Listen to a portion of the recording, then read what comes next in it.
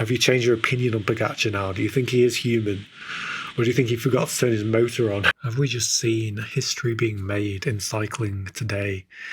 Not for the reason we were probably thinking, another win for Pogacar, another stage win at the Vuelta, another day of domination. Well, look here at Enric Mas. That is Enric Mas not getting dropped, but actually closing down Tadej Pogacar. What is going on? Did you expect this today? Did you expect to see, of all riders, Enric Mas closing down Pogacar, just like how Jonas Vingegaard did all the way back in 2024? Do you remember the day where Jonas closed down Pogacar on the second mountain after he had attacked and then ended up winning the stage in a sprint? Did you expect to see this? Enric Mas closing in on Pogacar. What does this say about the race now? Does this say that Pogacar is losing his form? Does it mean that there's some weakness?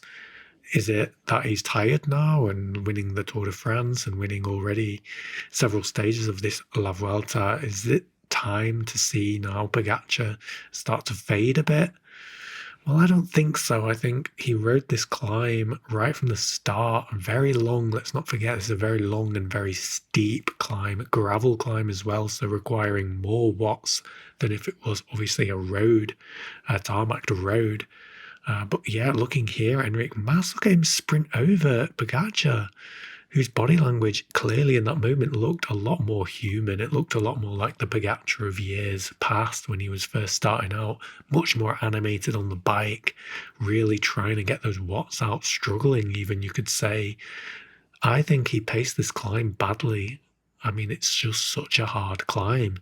On a hot day, very difficult climb, a lot steeper and a lot more demanding than usual, and already a very high pace up to this point. Maybe Pogacar literally, he just paced it badly on this climb. But it turns out, according to Pogacar, he thought he was on his own. He thought he had 40 seconds on the group behind. That's what he was told.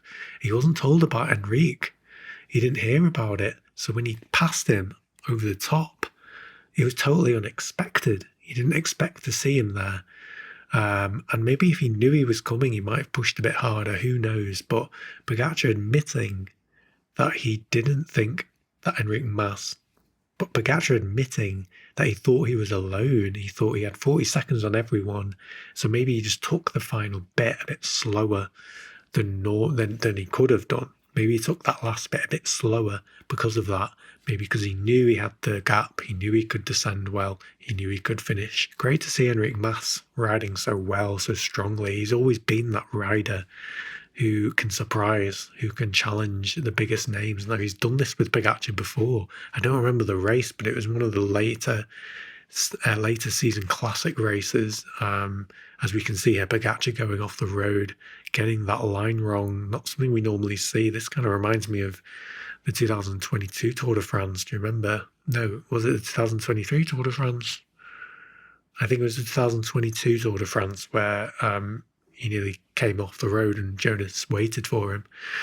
But yeah, so Enric Mas here continues, though. He doesn't wait for Tadej. Not that he should or anything, but it was okay. He didn't fall or anything. He just kind of went off the road there, but he stayed upright.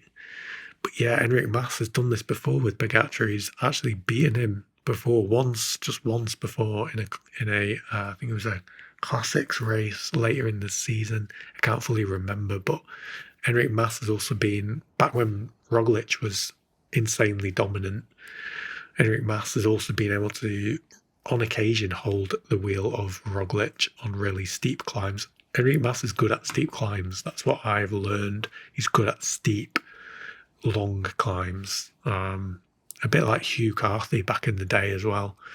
But yeah, Enric Mas, an incredible performance today. Great to see. This is good racing. This was good. This was very entertaining, and it made Pogacar looked human, and I like that. I like he looked human, because it's okay to look human sometimes, and we don't see it enough with him, which is why it's hard for some people like me to get our heads around it, that you can always just be the best and then, just on a league of your own and just completely untouchable all the time. The fact that you can be human sometimes does make him seem more believable. That's what I will say. So Pogacar today still won the stage, still took the victory, beating Enric Mas in the sprint. Or at the end, Enric Mas isn't a great sprinter. He's just good uphill. Enric Mas is good uphill, and the steeper it is, the better it is for Mas. Which is why he really impressed today. But he's just no good on the flat. He's not the all-round rider that Pogacar is. To be fair, Pogacar is an all-rounder. He can do everything, whereas Mas sort of is limited to his climbing skill, his speciality uphill. So when it comes to the final of today's stage here, unfortunately, he didn't really have much to offer, but he was the first to launch. So respect to Mas for being the first to launch his sprint. That shows that attacking, ambitious, racing brain that he has. He's just aggressive. He believes in himself, and that is incredible. Because he didn't believe in himself today, he might not have even tried to close down Pogacar. So really great to see. What a great race, wasn't it? It was a good race, and I would pay to watch that again. So guys, what do you think? Terrible camera work for me today, but this is I wasn't expecting to make a video tonight, but I had to make a video tonight about this because it was a good stage. What do you guys think of today's stage? Have you changed your opinion on Pogacar now? Do you think he is human? Or do you think he forgot to turn his motor on? Or do you think he forgot to take his sweets this morning? That's a joke, of course. Don't attack me in the comments about that. Just having some fun here. But yeah, he looked more human today, didn't he? He definitely looked more human and much more entertaining for a stage at La Vuelta. So we'll see what happens on the next one. We'll see what happens on stage 7 as well. Is the Vuelta over? Or is this a sign? Maybe Pogacar's hiding something. Maybe he's fading. Maybe he's losing some of his freshness. But we'll see now.